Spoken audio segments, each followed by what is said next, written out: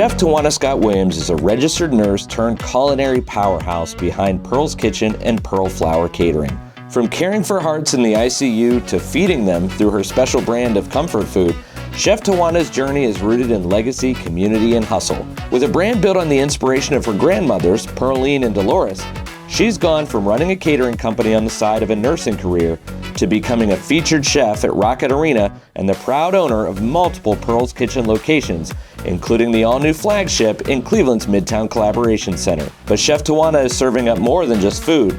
She's building a lasting legacy, one plate and one community at a time. On this episode of Small Business Big Conversations, Chef Tiwanna Scott-Williams of Pearl's Kitchen.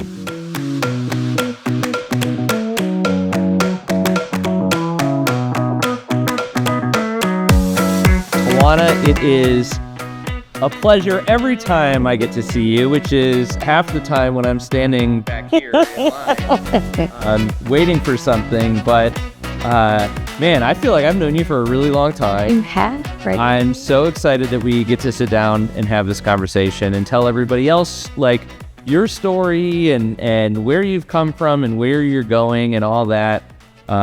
Yeah, it's just awesome to get to sit down with you and do this. So let's start at the very beginning then. Yes.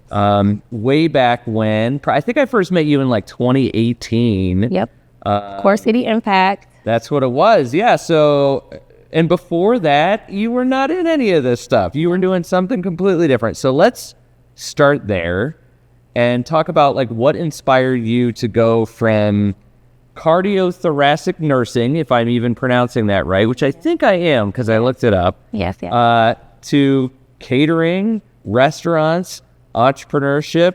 Like take us back there and what flipped that switch?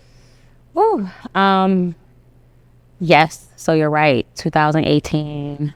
I remember my daughter was, I think, in the 5th grade, and she'll be a senior in high school. So yeah, it has been some time. But yes, my entrepreneurial journey, I always like to say that I'm like an entrepreneur by accident, in a sense, because I really didn't have this plan for entrepreneurship. I think I was just doing something I enjoyed, or kind of like, you know, the side hustle, catering events like baby showers and bridal showers. And it really just evolved. Like it went from doing things for friends to now corporate stuff. And it's like, at the time, I'm like, I didn't realize, like, I went from, you know, B2C to B2B. So there was no real decision at first, there was right? no real like, decision. Hey, I make some pretty good food. No real decision. And people were asking me for it? Is that where it started? That is where it started, and that got old pretty quickly. Okay. Because I wasn't making money. Yeah. I was just doing it. I was working full-time as a nurse. And I did have an example of entrepreneurship from my grandmother. Okay. My grandmother, Dolores Flowers, was an entrepreneur. She owned an upholstery shop. Okay. And, you know, years later, after she died, this picture we found, which this mural in the background is a mural of my great-great-grandfather's general store and restaurant. Oh, wow. So it really runs in the family. It runs in the family, and that's her behind the register working. But she and her sisters inherited this space from him and ran it in Mount Bayou, Mississippi. And then she migrated up north and started a business that lasted nearly 40 years in the city of Cleveland. So I grew up around that. That was an example of entrepreneurship. And I don't know, I don't think I recognized that I was learning. And, you know, that's where the inspiration kind of started as a young girl, kind of watching her run her business. And then Pearl, my other grandmother, she was a cook. Okay. She was the matriarch of the family. She didn't work as a cook. She was just a cook, a home cook for everyone. Really instilled that, you know how you hear people say, I come from a food family? Yeah. Yeah, it was like, she was the best cook I knew. And I was just up under her all the time. Yeah. Like watching her cook. How did she make this? And And I fell in love with food at an early age, like making it, eating it. Yeah. You know, then I'm a big fan of that second part. the eating part. Yeah. And even like we were just talking, like to TV personalities, TV chefs, like the Rachel Ray era and Emerald Lagasse era. I loved food. So I think it was like the creative side, the entrepreneurial side. And once I started doing it and really sat down, like, okay, this is a thing. Yeah. I remember talking to my grandmother and was like, how did you know it was time to like start your own business? And she said, you'll know. Yeah. That's all she said, you'll know. And I'm like, that's it? Like, so you talked about the legacy behind you and the combination in the name in Pearlflower. How do they continue to inspire you, or the legacy or the memory or all of that continue to inspire you today? Obviously the namesake and things like that are part of it. But how do you carry that with you forward? So really every day, honestly, like it is really more than a mural. That's more than a logo. I don't know if I have to blur out the guy with the cigarette in his mouth that looks like he's like 9 years old right now. Look past that. No, it's real though. That's real life.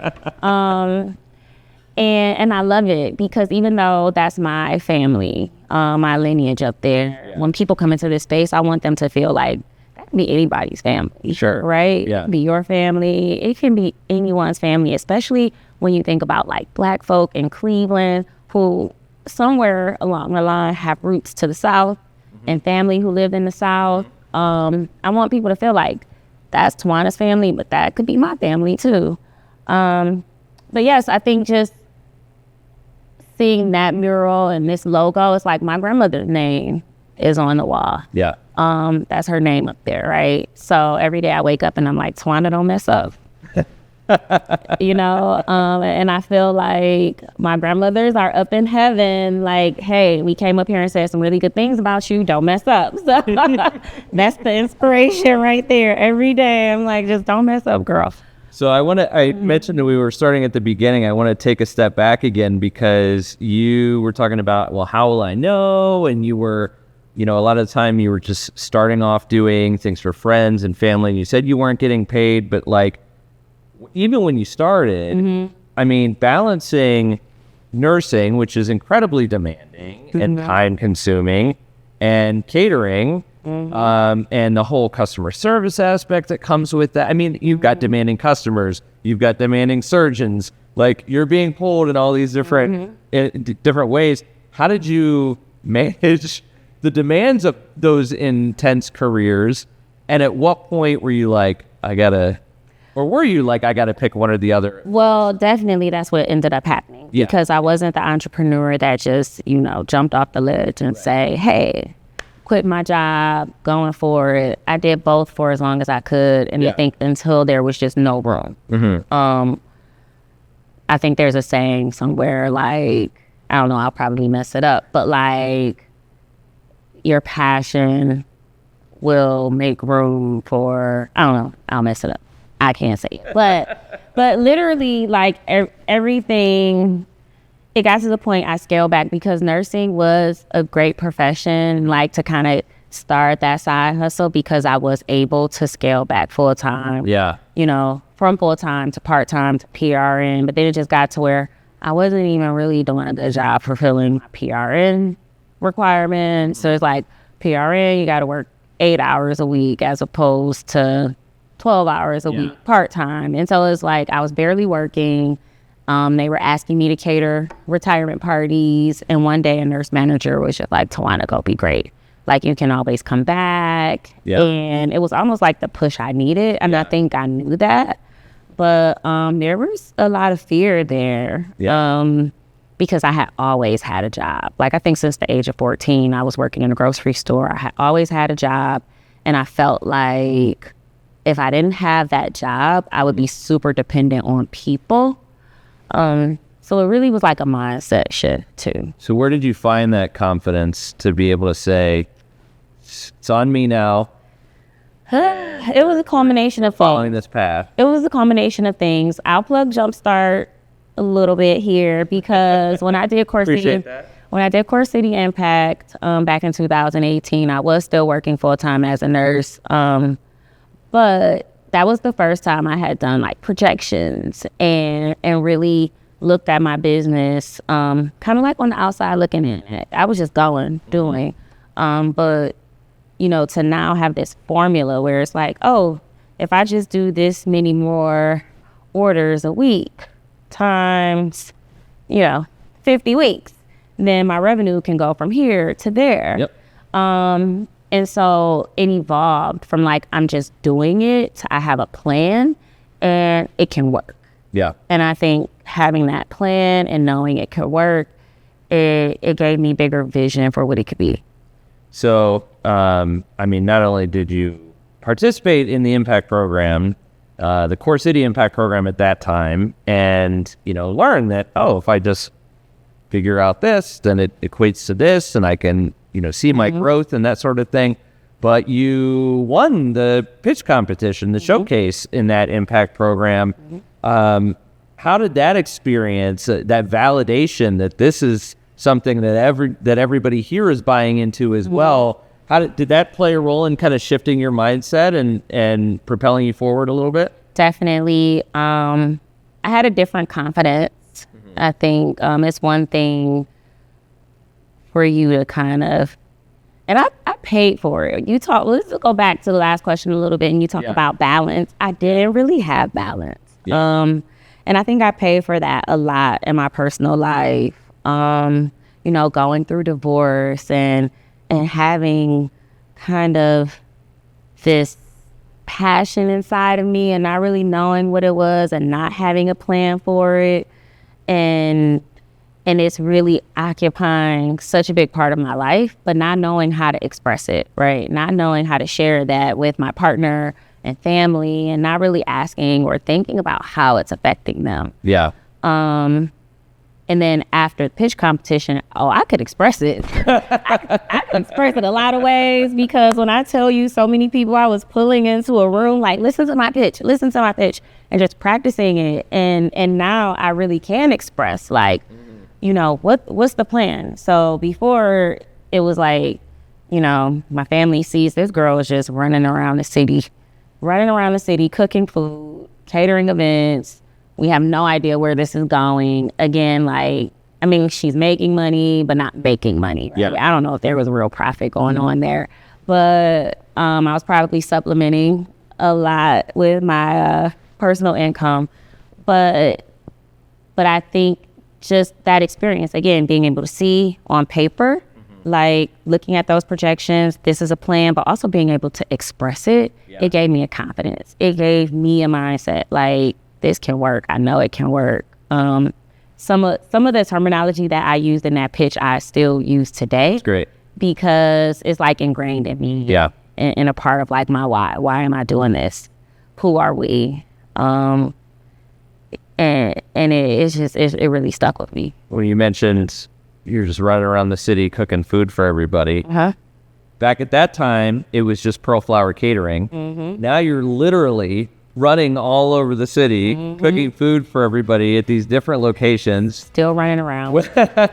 So we're going to talk about that and how all of this beautiful space here and these other spaces and where you're going. Right after this break, we'll be right back with more Small Business Big Conversations.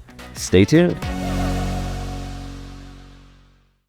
We're a community bank in every sense of the word, but we have the power behind us to serve everyone just as a very large international bank would. But we have the people to provide the one-on-one service, and we cut through the bureaucracy. We focus on speed to market. We focus on high level of service to everyone. That's the type of bank we are. We are passionate about being a good citizens, but adding value in our communities. We want everybody to get a taste of who we are as a bank, and we have something for everyone. We are back with Chef Tiwanna of Pearlflower Catering and Pearl's Kitchen, all things Pearl here, back in the kitchen, in the space. And this is just, I mentioned right before the break, we're talking about these spaces. This is just one. This is the one that I come to the most because Jumpstart is right upstairs. And so my favorite right here already, even though it's just been open for a few short weeks, but you are in Rocket Arena. I almost said Rocket Mortgage Fieldhouse, but we're beyond that now. I still say it. We're now in Rocket Arena. You are Case Western Reserve University. So you are running around the whole city. I mean, downtown, midtown, uptown, like all three. And southeast side with our catering, our Pearlflower Catering kitchen space out in Oakwood Village. So how did some of those partnerships with Case, with the Cavs and stuff like that, how did those all come about? And how did you get yourself into those? So literally, we talk a lot about collaboration now, especially in this space and partnership. And just like I won the Core City Impact Pitch competition, I entered a competition called the Real Black Friday or a Taste of Black Cleveland. And that was a partnership between the Cavs and Airmark and the NAACP. And this was prior to Core City, I believe. This was like 2017. Okay. And so it was my first time being in any kind of cook-off or chef's competition. But I won that competition as well. And that landed me a spot in what was called the Launch Test Kitchen, which is like a concession stand inside of Rocket Arena, then Rocket Mortgage Fieldhouse. Might have been Quick and Lowe's at that time. I think it's I've had to change my bio so many times. It's gone from the LeBron Quicken to Rocket so the arena where the Cavs play. That's where we were. And so it landed me a stint in that space with two other restaurateurs. Well, I wasn't a restaurateur at the time because I won the category for personal chef and catering. Okay. But that went really well. And they approached me to come back. And, you know, they thought, you know, my dishes did well. Working together was a great experience. And I think the rest is kind of history. Like, our relationship just built and evolved. And one day they wanted to talk to me about my aspirations in the restaurant industry and becoming a restaurateur. And honestly, I had no real ambition to have a restaurant. But my grandma Pearl had just passed away literally a week before they called.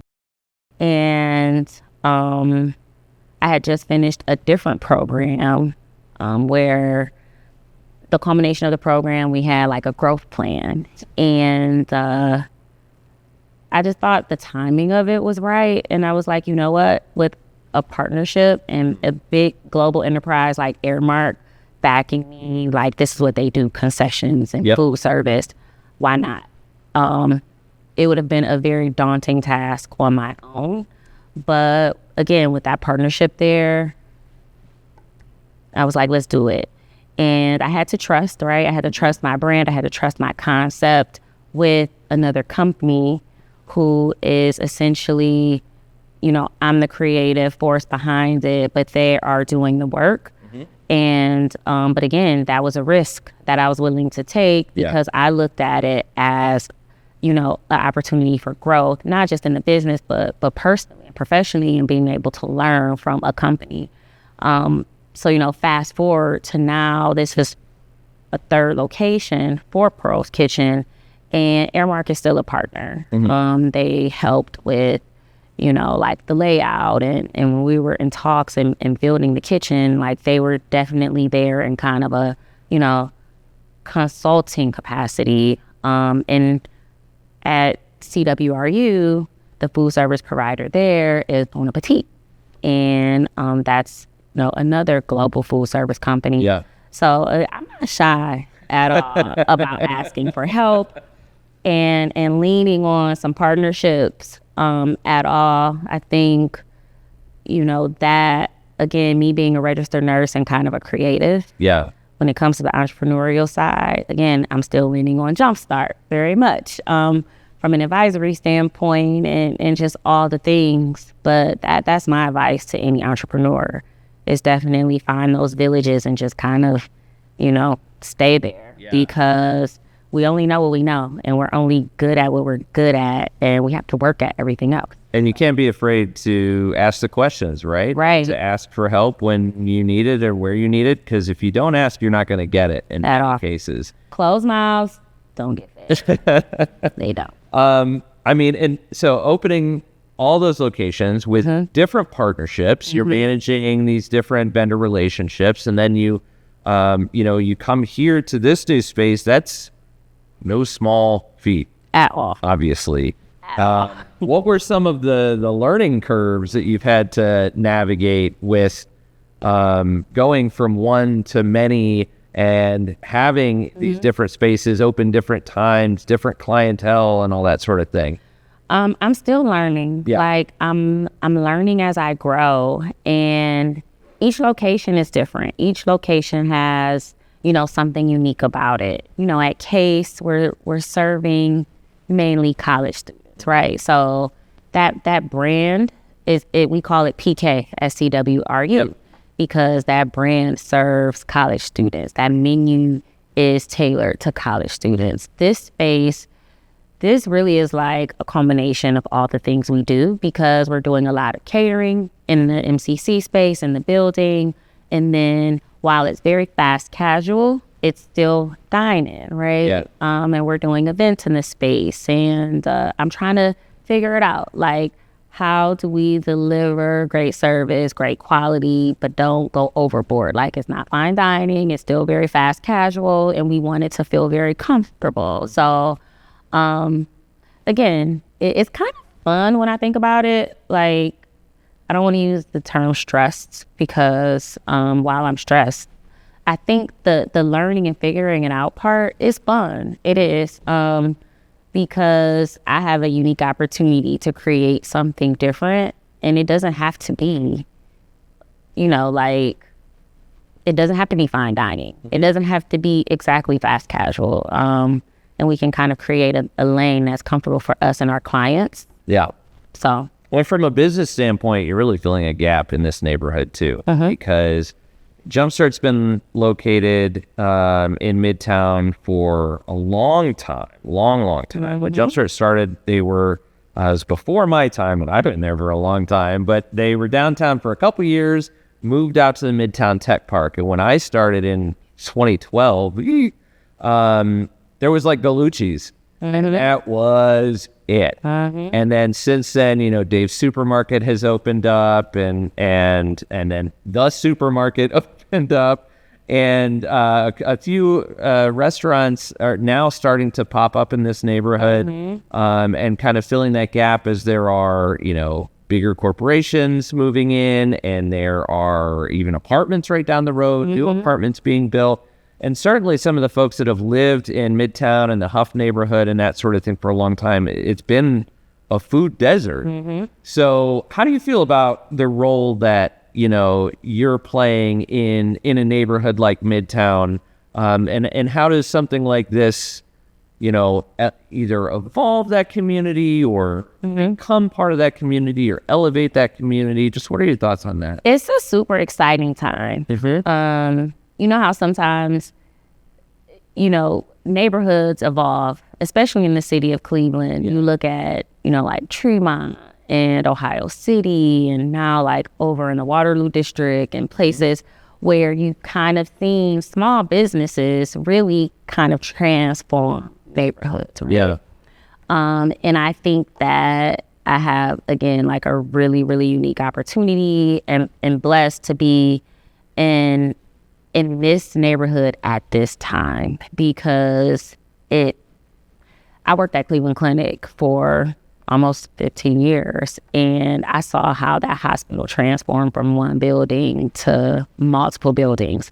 And I think this neighborhood, like this campus right here, 5 years from now will look totally different, right? Just in the past 3 years, it's looking quite different. So to be a part of that transformation and get in now at this time, I think is super special. But like you said, to really be a part of the community, it's one thing to serve this. This is kind of like our core, right? We have tenants in the space. But what I want to be able to do is connect with the community. they are the people who don't know we're here yet. Right. So how do we reach the community? And there's no simple answer, right? Of course, we can do marketing, but I'm even thinking like more grassroots. Like, how can I connect? What are the events that are going on? Because people want to support. Like, that's one thing I can say about Cleveland. Cleveland likes local. Absolutely. Cleveland loves local. And every time someone new comes in here who's from the community, they're so excited. We're glad you're here. Glad to see you in the community. Someone who looks like them. It's just, they're inspired. I'm inspired. And so I'm just looking forward to really, really getting ingrained in the community. And like I kind of grew up not in this area per se. Like, I didn't live in this area, but I went to school K through 8, like in the Fairfax community, which is kind of like a neighboring Huff-ish kind of community.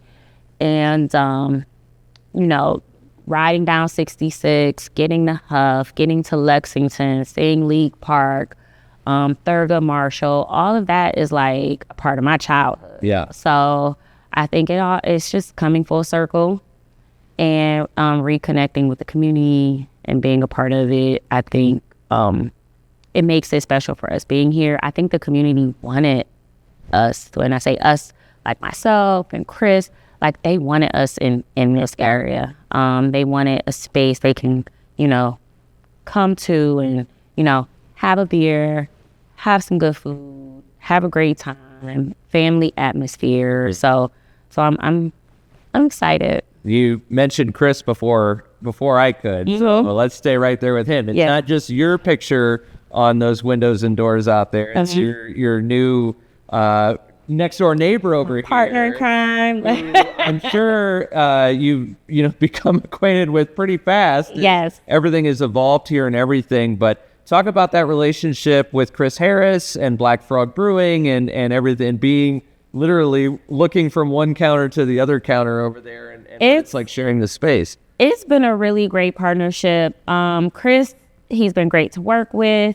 It makes me feel like I'm not in this alone. Mm-hmm. You know, we have our conversations at the end of the day, like, how are your sales? I'm like, or I'm like, they were good. And, you know, like we kind of bounce off of each other. You know, we have our meetings before the meetings, like, okay.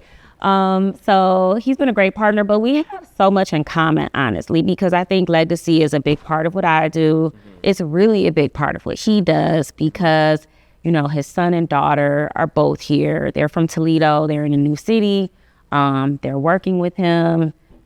And again, you know, me with my grandmothers and that influence, but both of us also, like, he's the first Black brewer or first Black owned brewery in the city of Cleveland. Mm-hmm. Me being the first Black female to have a space at Rocket Arena. There's a lot of firsts, you know, and again, like we don't want to be the last. So we look at it as an opportunity to be an example of what partnership with Black business can look like, and an example to other small businesses too, something to emulate, right?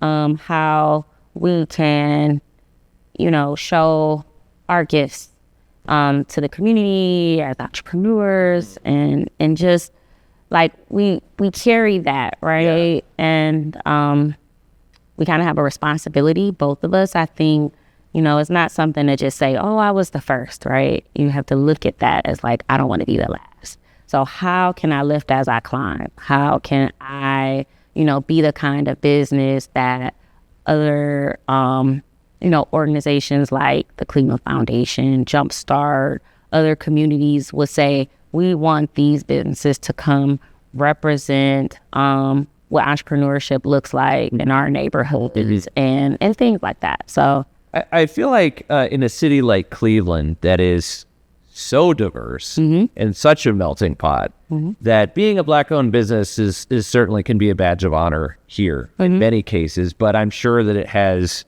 its challenges as well. Are there unique challenges or advantages that you've experienced in whether it's in Cleveland's business scene or Cleveland's food scene?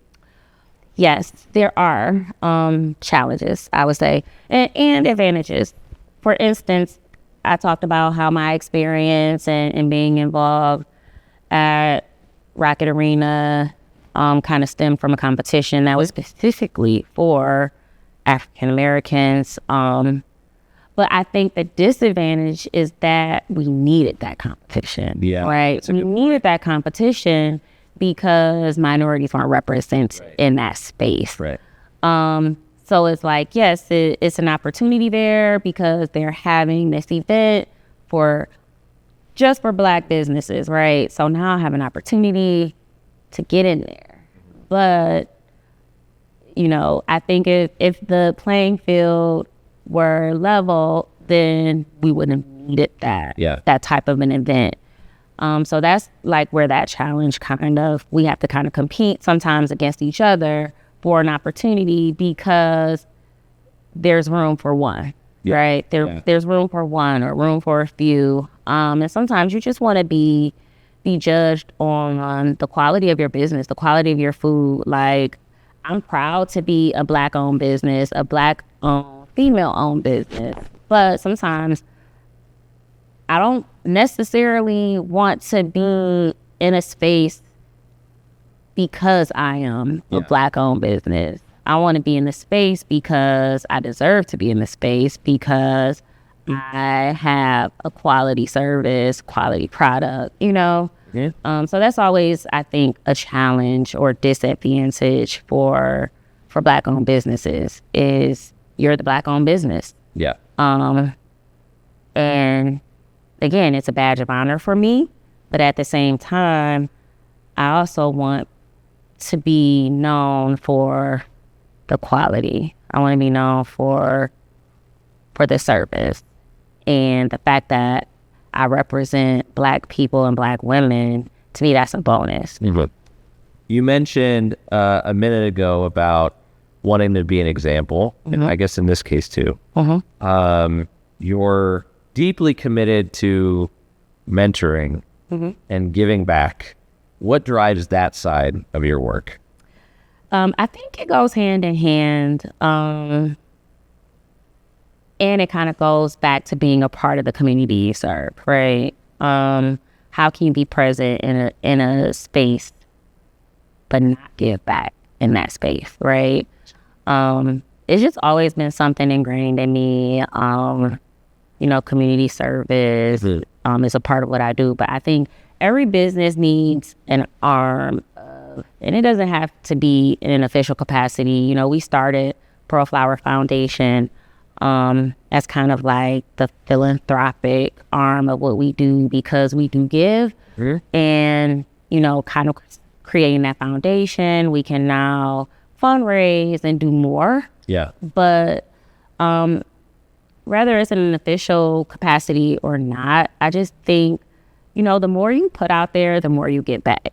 You know, I just think that's the way the universe works. And it's just very important to me. You know, I don't want to be in a community just to take dollars. I want to be able to put back into that space. That's something like, you know, you were just traveling and you were in Jamaica and, you know, you hate how when you travel and it's like the community is all dilapidated and then you drive up to this really nice resort and you're like, how can this space be beautiful and thriving? Everything around it isn't, right? Yeah. I've thought a lot about that. Right? Like who, when you travel, when you don't think about that. And I think it's the same way with businesses. Yeah. You know, I may not be able to build buildings and make this community beautiful, right? But I'm definitely able to provide jobs and opportunities for people in the community around me. Yeah. I'm definitely able to find a need and try to help address that need, whether it's, you know, our food give back with the Normal Her Women's Shelter in MidTown. So again, I think it's just finding ways to make an impact. Is very important. I apologize if I'm jumping all over the place with these questions, but you have said so many good things and I don't want to like... It's okay, I talk too much. I don't want to end this interview without jumping back to things that like spark something in my mind. So you mentioned being, you know, within the business and as part of being an entrepreneur, you said you're a creative entrepreneur. And a lot of that has to do with coming up with amazing dishes as a chef and all that sort of thing. I know, but like, you are like, for a small business, your branding is beautiful.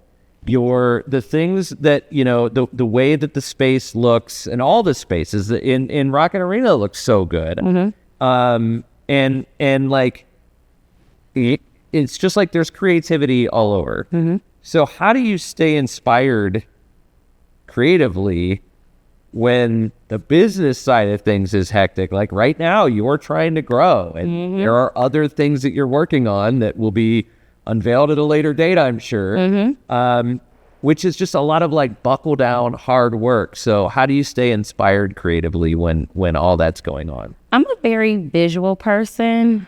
So for me, I think sometimes I think about the way things look first and then work backward. Okay. Or however in my mind I'm visualizing things. But I think like traveling, when I go to other cities, I was in Phoenix not too long ago and I went to a brunch restaurant. You know, I like to visit other restaurants, but, you know, I always get little inspiration, whether it's, you know, social media, visiting other restaurants, just thinking about things that would taste good together.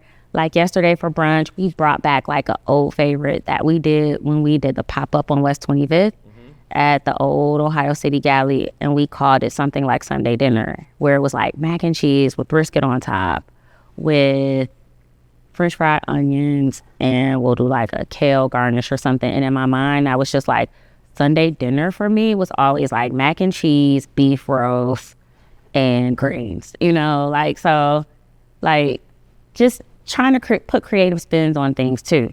And at Rocket, like everything on that menu when we first got into that space was me pulling menu items that we do in catering, but how can we make it arena friendly? Yeah. Right. So where we do a lot of stuffed mushrooms and catering, I'm like, but no one wants to eat a stuffed mushroom at a Cavs game. But that's how we came up with the flower bomb, which is basically a stuffed mushroom in a wonton shell, right? Or like chicken and waffles. We do a lot of brunch items where we did at one point in time, we had the wine and gold chicken and waffles. But even like our crispy chicken sandwich there, it's like the sauce is a sriracha maple syrup, which is kind of what we use on our chicken and waffles. It's like, so let's make a sandwich out of it, right? So I think I try to stay in my lane and do things with intention, so it's like practical, right? Because some things look cute, but then it's not practical. But I think I draw inspiration from everywhere.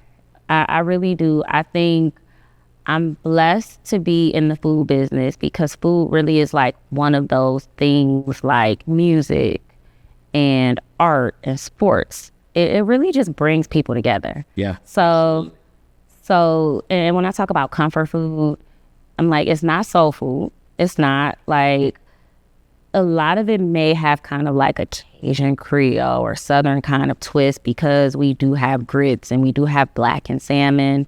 But soul food to me is like, you know, mac and cheese and collard greens and candy yams. We don't have that necessarily on our menu every day. Right. But because of my catering background, it's like we do all kinds of food. And I'm not Italian girl, but let me tell you how I can make some pasta.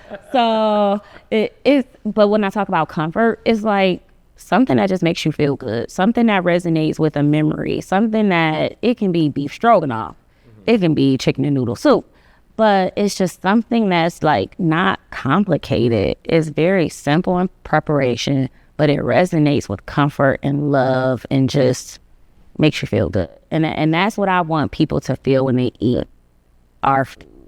And I say our food now because now we have chefs and people who, you know, are joining our team, and I'm trying to find ways to inspire them.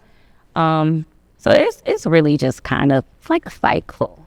So full on restaurateur at this point. I'm not going to make you try and repeat the quote that you didn't know earlier.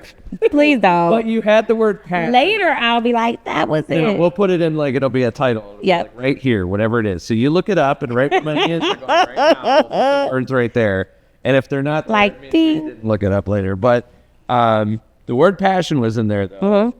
What advice would you give to somebody who's passionate about food or anything else, but unsure if they can turn that into a business? They have a passion, they have a skill, they haven't pulled the trigger yet. Right. But turning it into a business, what would you say? Honestly, I would say, at some point you have to bet on yourself. You do. But don't quit your day job either. I think sometimes that's like aspiring entrepreneurs are looking for somebody to tell them, quit your job and go for it. Nope, don't do it. Like, don't quit your day job. I did both for a really long time. And maybe a little bit too long, but I don't regret it. Yeah. Because there's so many ways, especially now, where you can kind of test that market, try it out. I used to go around to like beauty and barber shops on Saturdays with food and just sell it, like just to see if anybody will buy it. You definitely have to test the waters and test the market in a way where you know that you know that you know, right? And then faith. Like for me, again, when I said it was a mindset shift, for me, I'm very spiritual. So I had to realize, like, okay, me quitting my job, becoming an entrepreneur is not me depending on other people. It's me knowing that my source is not any one person, right? Being in business is a very spiritual thing. And it's happened so many times where I didn't know how I was going to run payroll or where the next big thing was going to come from. I'll be ready to quit, and then I'll get a phone call from the Cavs, or I'll get a phone call from the Cleveland Foundation, or I'll get a phone call, or just, from somebody like, oh, come out to LA and cook for, this TV show. And it's like so many times where during the pandemic, I thought I was going to have to go back and work as a nurse, and then you get a phone call about an opportunity to partner for a contract. So when that happens enough, you realize it's bigger than you. Yeah. And I'm not necessarily, depending on other people. I have to do the work, right? And I have to know this is going to work because I am going to do the work and make it work. And God is going to do the rest, right? Like the doors will open, you put that work in, right? And you trust in your source and higher power. So for me, that's what it is. For someone else, they may not have that spiritual connection, but for me, that's definitely what it was knowing that I'm not trusting, other people with my livelihood at all. Yeah. I know that that's not necessarily my source. So, I think, again, my advice to entrepreneurs is just do it. Honestly, just do it. You don't have to do it big, but just start somewhere, right? Go print some labels. I think we get hung up in perfectionism. We get hung up in, social media. And if I do it, it has to be like this. Yeah.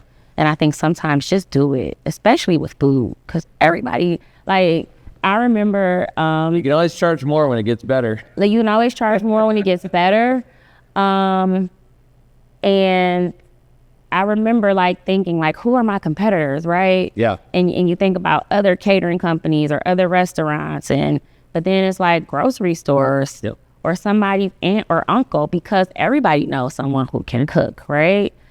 Be that aunt or uncle who has the best barbecue or the best chicken sandwich or the best mac and cheese, and slap that label on it. And, again, that's where that inspiration comes from. I think everybody who cooks knows that feeling when someone enjoys your food and you just, you get a high from it, right? But then when somebody starts paying you for it, that's a different high. And then you get addicted to it. Yeah. And so again, I think just do it. Just try it. I got one more question for you before we take a little break and go to the Fast Five, our lightning round. And I just want you to kind of, we've taken a couple steps back here. I want to take one more step back. I want to know what you think Nurse Tiwanna would think of everything that Chef Tiwanna has built. Ooh. Nurse Tiwanna is super proud. Super proud. Because Nurse Tiwanna was very afraid. Nurse Tiwanna had a lot of fears. Nurse Tiwanna was a little conditioned in being in a career where you can make a decent living, right? And while my grandmother was an entrepreneur and I had that example, my parents were very much not entrepreneurs. They were both very blue collar, retired from like Cleveland School District. And they were like, really? You're going to quit that job to do what? You have a whole bachelor's degree in nursing? You really? So Nurse Tiwanna is very proud that I was able to kind of look beyond the fears, look beyond what people thought. Because even now, people are like, you quit nursing to do this? I've had supervisors who encourage me, but then I've had other supervisors who are like, really? Yeah. Yeah. I remember I went to work for the city of Cleveland for a short stint in the health department. And I left there to go back to Cleveland Clinic because I wanted to work part-time. And they didn't have part-time. And I wanted to go work part-time because I wanted to grow my business. And she was like, really? And I was like, yeah. Yep. And I see her sometimes and she's like, and you're still catering. I see you everywhere. So yeah, like Nurse Tiwanna is super proud. Some days Nurse Tiwanna is like, we probably made more money, Nurse Tiwanna. I mean, you're making a lot of money in revenue. Like we've grown significantly over the past 5-6 years in the amount of money we make. But what I'm really proud and passionate about now is, again, it's not just me in business. So we have almost 20 employees, and other people are making a living and feeding their family, and they have an opportunity and a platform now to do something they love to do. So again, that entrepreneurship aspect of it is very, very heavy. Yeah. Right. But so I don't regret it. But yeah, some days, I think the days I run payroll, Nurse Tiwanna is like, girl, it was just me and you. It was just me and you, and we had a really nice thing going here. But but no, she's proud. All right. This has been incredible. I really appreciate you taking all the time. I've got a few more questions for you. It's our Fast Five, our lightning round. Okay. So we'll be right back with Chef Tiwanna and the Fast Five right after this. The mission of Impressia Bank is to help women and women in business achieve their ambitions. We're going to do this by leveling the gender gap in funding better than any other bank. The big benefit that this is going to offer to our customers is that so many feel that they really are looking for a partner, they're looking for a mentor, they're looking for somebody that they can trust to ask their questions to. We believe that the team of bankers here really have that depth and they care about customers so much that we're going to be able to help them up-level their business in a new way.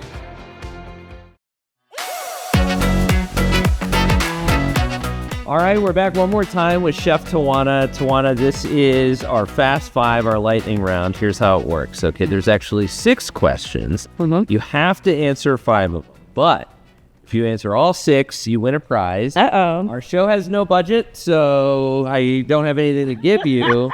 All I can give you is and I know that money talks, so I will give you the promise that I will just continue to eat lunch here once a week, every week, for as long as I'm still standing, because it's going to be a long time at Jumpstart. I've already been here a long time, but now we never had this before. Well, let's make a deal. So I'm going to stay. Let's make a deal. because I'm all about negotiating. Okay. Oh boy. I'll take one of these nice quarter We'll zip. find you that. We'll find you that Yeah. too. I'm still gonna eat lunch here though. So All right, hey. not getting away from me that easy. Okay.